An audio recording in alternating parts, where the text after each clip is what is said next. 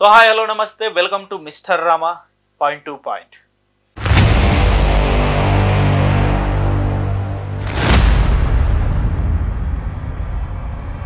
So రీసెంట్గా వచ్చిన ఈ తుఫాన్ ఏదైతే ఉందో ఆంధ్రాకి వచ్చిన తుఫాను నిజంగా చాలా భయపెట్టింది. చాలామంది తీర ప్రాంత ప్రజలందరూ కూడా భయపడ్డారు, అక్కడ నుండి వెకేట్ అయ్యారు, చాలా సురక్షిత ప్రాంతాలకు కూడా తరలి వెళ్ళారు. ఇవన్నీ ఒక ఎత్తు అయితే దీన్ని అప్రమత్తం చేస్తూ నిరంతరం ప్రజల్ని అలర్ట్ చేస్తూ వాళ్ళని సేఫ్గా డెఫినెట్గా ఈ కూటమి ప్రభుత్వం అయితే కాపాడిందని అయితే డెఫినెట్గా చెప్పుకుంటున్నారు కూడా. సో ఈ అంశం మీద మీ అభిప్రాయం ఏంటో కూడా కింద కామెంట్ రూపంలో ఖచ్చితంగా తెలియజేయండి. నిజంగా కూటమి సర్కార్ ఈ విపత్కర పరిస్థితుల్ని ధైర్యంగా ఎదుర్కోగలిగిందా, అంటే సక్సెస్ఫుల్గా ఎదుర్కోగలిగిందా, లేకపోతే నిజంగా కింది స్థాయిలో సహాయ సహకారాలు అందలేదా, ఫెయిల్ అయిపోయిందా, ఈ సిస్టమ్ మొత్తం ఫెయిల్ అయిపోయిందా అనేది మీ అభిప్రాయం ఏంటి కింద కామెంట్ రూపంలో డెఫినెట్గా తెలియజేయండి. అలాగే నా ఛానల్ని మీరు ఇంకా సబ్స్క్రైబ్ చేయని వాళ్ళు ఉంటే డెఫినెట్గా సబ్స్క్రైబ్ చేసుకోండి. అలాగే ఈ ఇన్ఫర్మేషన్ని మీకు నచ్చినట్లయితే డెఫినెట్గా 10 మందికి షేర్ చేయండి. మీ అభిప్రాయాన్ని కూడా కింద కామెంట్ రూపంలో తెలియదు. సో నిజంగా ఏదన్నా విపత్తు వస్తే నిజంగా చంద్రబాబు నాయుడు గారికి మించి ఆ మేనేజ్మెంట్ ఎవరు చేయలేరు. నిజంగా అది ఎంటైర్ ఇండియాలోనే ఏ ఒక్క ముఖ్యమంత్రి కూడా ఆయనలాగా ఆ మేనేజ్మెంట్ చేయడం దగ్గర నుంచి, లేకపోతే ఆ ప్రజల్ని అప్రమత్తం చేయడం దగ్గర నుండి, లేకపోతే వాళ్ళకి ఎలాంటి అసౌకర్యం కలగకుండా వాళ్ళని సురక్షితంగా మొత్తం ఎంటైర్ సిస్టమ్ని అక్కడ ఉంచేసి నిజంగా ఏమంటారు కంటికి రెప్పలా అంటాం కదా మనం జనరల్గా, అలాగా అక్కడున్న ప్రజల్ని కాపాడుకోవడంలో చంద్రబాబు నాయుడు గారికి మించి మరొకరు ఉండరు. ఇది ఫ్యాక్ట్, నిజం ఒప్పుకొని తీరాల్సిందే. సో మరీ ఎక్కువగా నువ్వు చంద్రబాబు నాయుడు గారు భజన చేస్తున్నావు అది ఇది అని చెప్పవచ్చు, బట్ అది భజన కాదు, ట్రూ ఫ్యాక్ట్. ఎందుకంటే ఇది ఆల్రెడీ ప్రూవ్ అయింది, నేను చెప్పడం కాదు. మనం చూసాం గతంలో వైజాగ్ తుఫాన్ వచ్చినప్పుడు గతంలో అసలు కంటిన్యూస్గా 3-4 డేస్ చంద్రబాబు నాయుడు గారు వైజాగ్లోనే ఉండి ఆ క్యారవాన్లోనే ఆయన నిద్రిస్తూ ఆ తుఫాన్ నుండి అసలు మొత్తం ఎంటైర్ వైజాగ్ మొత్తం ధ్వంసమైపోయిన వైజాగ్ని ఆయన ఎలా మళ్ళీ విత్ ఇన్ షార్ట్ పీరియడ్లోనే 3-4 డేస్లోనే మొత్తం వైజాగ్ని ఒక షేప్కి తీసుకొచ్చేసారు. రోడ్ల దగ్గర నుండి డ్రైనేజ్ సిస్టమ్ కావచ్చు, లేకపోతే ఎలక్ట్రిసిటీ మళ్ళీ పునరుద్ధరించడం కావచ్చు, ఇలాంటి అనేక మొత్తం ఆ సమస్యలన్నీ కూడా మళ్ళీ 3-4 డేస్లోనే మళ్ళీ యాజ్ యూజువల్ వైజాగ్ని ఆయన ఆ షేప్ తీసుకొచ్చేసారు. ఇది ఆల్రెడీ ప్రూవ్ అయింది, నేను చెప్పడం కాదు. ఇప్పుడు మళ్ళీ రీసెంట్గా వచ్చిన ఈ తుఫాను నిజంగా చాలా భయంకరమైన తుఫాను. ఎందుకంటే 90 to 110 కిలోమీటర్ స్పీడ్లో ఆ తుఫాను వస్తుందంటే దాన్ని తట్టుకోవడం నిజంగా ఆశమాసి కాదు. సో ఇలాంటి విపత్కర సమయంలో చంద్రబాబు నాయుడు గారికి అండగా ఉండాల్సిన వైసీపీ పార్టీ నిజంగా ఓ రకంగా వాళ్ళు చేస్తున్న విమర్శలు ఇవన్నీ చూస్తూ ఉంటే అంటే జనరల్ కామన్ ఆడియన్స్కి ఎలా అనిపిస్తుంది అంటే, ఏంటి వీళ్ళు మరీ ఇంత అంటే పచ్చి భాషలో చెప్పాలంటే మరీ ఇంత నీచంగా కామెంట్స్ చేయాలా అని చెప్పి. ఎందుకంటే ఫస్ట్ ఏమన్నారు, అసలు చంద్రబాబు నాయుడు గారు, లోకేష్ గారు, లేకపోతే పవన్ కళ్యాణ్ గారు అసలు ఆంధ్రాలోనే లేరు, అసలు ఆంధ్ర ప్రజల్ని గాలికి వదిలేసి వాళ్ళేమో లండన్ ఒకరని, ఆస్ట్రేలియా ఒకరని, లేకపోతే పవన్ కళ్యాణ్ గారు హైదరాబాద్లో ఉండిపోయారు అని చెప్పేసి ఫస్ట్ కామెంట్ చేశారు.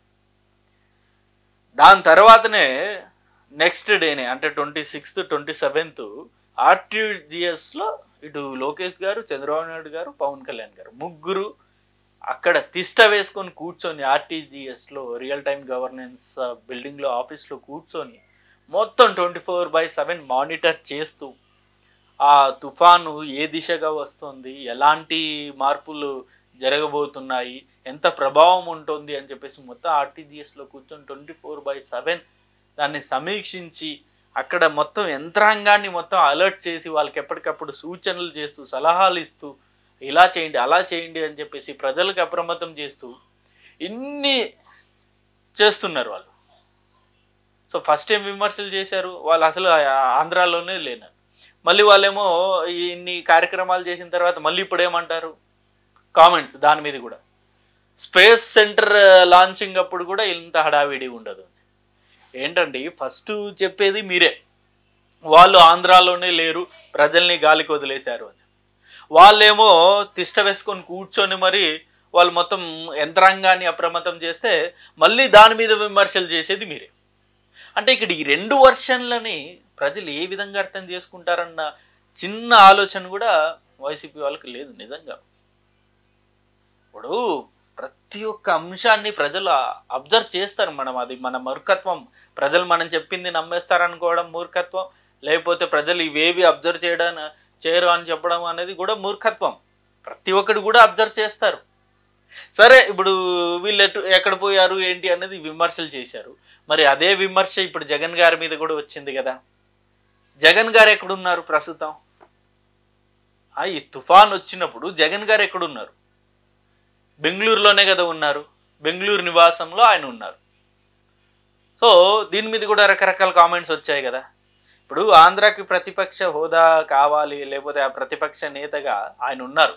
ప్రతిపక్ష హోదా అనేది రాకున్నా సరే ప్రతిపక్ష నాయకుడి పాత్రలో ఆయన ఉన్నారు. సో ఆయనకు కూడా బాధ్యత ఉండాలి కదా డెఫినెట్గా. సో ఏది ఏమైనప్పటికీ ఇలాంటి విపత్కర పరిస్థితుల్లో డెఫినెట్గా ఒకరికొకరు, అంటే మనము మామూలు పక్క రాష్ట్రాలు ఒకసారి మనం చూసుకున్నట్టయితే, ఇప్పుడు హరీష్ రావు గారి తండ్రి చనిపోయారు రీసెంట్గా మనం చూసాం. పార్టీలకు అతీతంగా ప్రతి ఒక్కరు వెళ్ళి హరీష్ రావు గారిని పలకరించి పరామర్శించారు. రఘునందన్ రావు గారు వెళ్ళారు, ఈటెల రాజేందర్ గారు వెళ్ళారు, అనేక మంది కాంగ్రెస్ నాయకులు వెళ్ళారు. ఈవెన్ మన ఆంధ్ర నుండి వైసీపీ నాయకులు విడతల రజనీ గారు, ఇలాంటి నేతలందరూ కూడా వెళ్ళి పరామర్శించారు. ఎందుకు? అక్కడ రాజకీయాల అతీతంగా అక్కడ వాళ్ళు ఆ కోణాన్ని చూశారు. సో అదే కోణాన్ని ఇలాంటి విపత్కర పరిస్థితుల్లో ఎందుకని వీళ్ళు చూడరు? అసలు కంప్లీట్ ఫెయిల్యూర్ అని చెప్పేసి కూడా ఇంత సిస్టమ్ వర్క్ చేస్తూ ఉంటే, ప్రజలు కాపాడడానికి నిరంతరం వాళ్ళని అలర్ట్ చేసి వాళ్ళు ఎలాంటి సమస్యలు రాకుండా చేయడానికి ఇంత పెద్ద సిస్టమ్ పనిచేస్తూ ఉంటే, వైఎస్ఆర్సీపీ వాళ్ళు మాత్రం చాలా సింపుల్గా కామెంట్ చేసేస్తారు. అసలు కంప్లీట్గా ఈ విపత్కర పరిస్థితుల్లో కూటమి సర్కార్ ఫెయిల్యూర్. ఇది కూటమి సర్కార్ ఫెయిల్యూర్ కాదు, ఇది కేవలం వైఎస్ఆర్సీపీ నాయకులు కావాలని జస్ట్ ఏదో వాళ్ళ మీద బురద జల్లాలి, వాళ్ళకి అంతో ఇంతో ఏదైతే ఈ విపత్కర పరిస్థితుల్లో చాలా బాగా పనిచేస్తారని ఏదైతే ఈ మాట వస్తుందో, ప్రజల్లో ఆలోచనలు వస్తుందో, దాన్ని ఎలాగైనా బ్రేక్ చేయాలని ఇలాంటి కామెంట్స్ చేయడం తప్ప, రియల్గా చూసుకున్నట్టయితే నిజంగా వాళ్ళు చేస్తున్న వర్క్ ఆ గ్రౌండ్ లెవెల్లో నిజంగా హ్యాండ్స్ అప్ చెప్పాలి. మనం చూస్తున్నాం జగన్ గారన్న వాతావరణ పరిస్థితి బాగాలేదని చెప్పేసి బెంగళూరు నుండి విజయవాడ రాలేదు. కానీ చంద్రబాబు నాయుడు గారు ఇవాళ మీరు చూసారో లేదో, వాతావరణం సరిగ్గా లేకున్నా సరే ఆయన హెలికాప్టర్ వేసుకుని ఈస్ట్ వెస్ట్ గోదావరికి వెళ్ళిపోయారు ఆయన పర్యటన చేయడానికి. మొత్తం ఏరియల్ సర్వే చేస్తున్నారు, అసలు అక్కడ గ్రౌండ్ లెవెల్లో తిరుగుతున్నారు, ఎలాంటి పరిస్థితి అంటే మొత్తం అధ్యయనం చేయడానికి. సో ఇప్పుడు ఇంకొకటి, మరోపక్క వైసీపీ నాయకులు కూడా అనేక మంది వైసీపీ నాయకులు వర్క్ చేస్తున్నారు, దాన్ని ఎవరు కాదనరు. డెఫినెట్లీ దాన్ని కూడా అప్రిషియేట్ చేయాలి.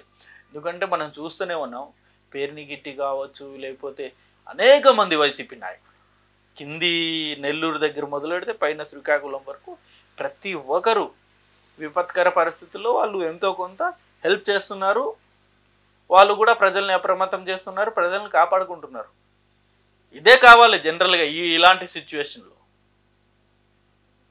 సో అది వదిలేసి అసలు వీళ్ళు పట్టించుకోవట్లేదు అంటే ఇలాంటి కామెంట్స్ అనేవి డెఫినెట్గా వైఎస్ఆర్సీపీ పార్టీకి డెఫినెట్గా మైనసే అవుతుంది. వాళ్ళు అనుకుంటున్నారేమో ఇలాంటి విమర్శలు చేస్తే మాకు పాజిటివ్ వస్తుంది, ప్రజలు మమ్మల్ని విశ్వసిస్తారు అని. అది చాలా రాంగ్ పర్సెప్షన్. ఎవరినన్నా అడగండి, చాలా రాంగ్ పర్సెప్షన్ అది. సో ఒకటి విపత్కర పరిస్థితుల్ని ఎదుర్కోవడంలో చంద్రబాబు నాయుడు గారికి మించిన తోప్ లీడర్ ఇండియాలోనే ఎవ్వరు ఉండరు. అది ప్రతి ఒక్కరు అప్రిషియేట్ చేస్తారు. కేవలం నేను కాదు, లేకపోతే ఆడియన్స్ కాదు, చూస్తున్న వాళ్ళు కాదు, ఎవరైనా సరే ఇండియాలో ఈవెన్ నరేంద్ర మోదీ గారు కూడా చాలా సందర్భాల్లో ఇదే చంద్రబాబు నాయుడు గారిని పొగిడిన సందర్భాలు ఉన్నాయి. ఇలాంటి విపత్కర పరిస్థితుల్ని ఎలా ఎదుర్కొంటారు ఆయన అని చెప్పి. వెంకయ్య నాయుడు గారు అనేక మంది ఏమేమిలే ఆయన యాక్సెప్ట్ చేశారు. ద గ్రేట్ గవర్నెన్స్ అంటే చంద్రబాబు నాయుడు గారి గవర్నెన్స్ అని చెప్పేసి. సో దయచేసి ఇలాంటి సమయాల్లో అన్న ఇలాంటి కామెంట్స్ చేయడం నిజంగా మానుకుంటే బెటర్. వైసీపీ పార్టీ ఇప్పుడిప్పుడే ప్రజల్లో కొంత గ్రాఫ్ పెంచుకునే అవకాశం దాదాపుగా కనబడుతుంది. అంటే యాంటీ ఇన్కంబెన్స్ని డెఫినెట్గా వాళ్ళు ఎంతో కొంత క్యాష్ చేసుకోవాలి. ఈ హాస్పిటల్ ప్రైవేటైజేషన్ కొంత ప్రజల్లో కూడా కూటమి ప్రభుత్వం మీద వ్యతిరేకత అనేది వచ్చింది. దాన్ని ఇంకా ఎన్కాష్ చేసుకుని వాళ్ళు ఇంకా ముందుకు తీసుకెళ్తే ఇంకా బెటర్ రిజల్ట్స్ అనేవి రావచ్చు భవిష్యత్తులో. ఇలాంటి కార్యక్రమాలు చేస్తే ఖచ్చితంగా వైఎస్ఆర్సీపీ పార్టీకి ప్లస్ అవుతుంది.